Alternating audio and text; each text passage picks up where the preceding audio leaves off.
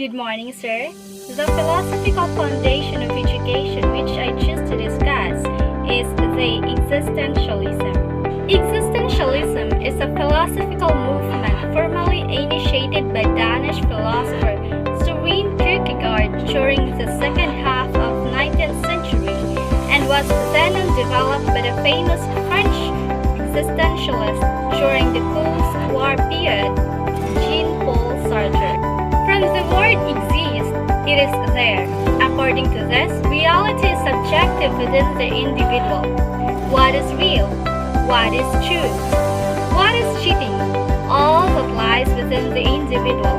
Instead of some external authority saying this is truth, this is honesty, this is obedience, let the students find out for themselves these universal values through letting them see how individuals live in society with those values in their daily lives. Existentialism emphasizes what exists as meaningful for students. Here, the students are given more freedom in the process of learning. Now, let's break down some common ideals about the educational philosophy of existentialism.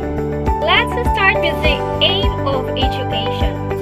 Existentialists believe that the most important kind of knowledge is about the human condition and the choices that each person has to make, and that education is a process of developing consciousness about the freedom to choose and the meaning of responsibility to one's.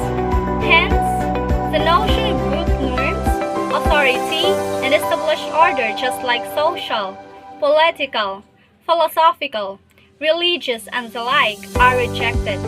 The existentialists recognize few standards, customs to traditions, or eternal truths. Why teach? The main concern of the existentialist is to help students and appreciate themselves as unique individuals who accept complete responsibility for their thoughts, feelings, and actions. Since existence precedes essence, the existentialist teacher's role is to help students define their own essence by exposing them to various paths they take in life and by creating an environment in which they freely choose their own preferred way. Since feeling is not divorced from reason in decision making, the existentialist demands the education of the whole person, not just the mind. Let's come now as to what to teach. Existentialists prefer to free learners to choose what to study and also determine what is true and by what criteria to determine these truths.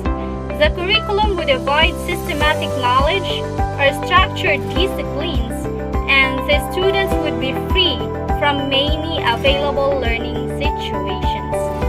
The learners would choose the knowledge they wish to possess.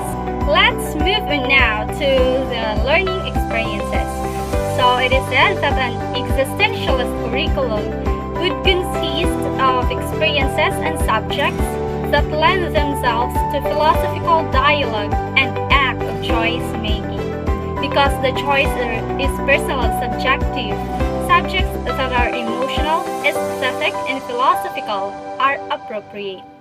The curriculum would stress self-expressive activities, experimentation, and media that illustrate emotions, feelings, and insights.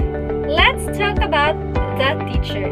The teacher's role is to help students define their essence by exposing them to various paths they may take in life and creating an environment in which they may freely choose their own preferred way. Existentialist methods focus on the individual. Learning is self-paced, self-directed, and includes a great deal of individual contact with the teacher who relates to each student openly and honestly. Next is about the student. The student should feel completely free for realizing himself. Under the guidance of his teacher, the student should try himself through introversion.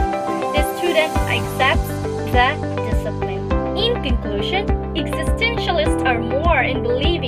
that our responsibility is to make authentic choices. This means that we need to make choices that are true to ourselves. We must always reflect on whether our choices are the right ones for ourselves and for creating a personally meaningful life. In addition, you need to make choices that will help you obtain that fulfillment. We will call the choices that lead you in the direction of a fulfilling life authentic choices.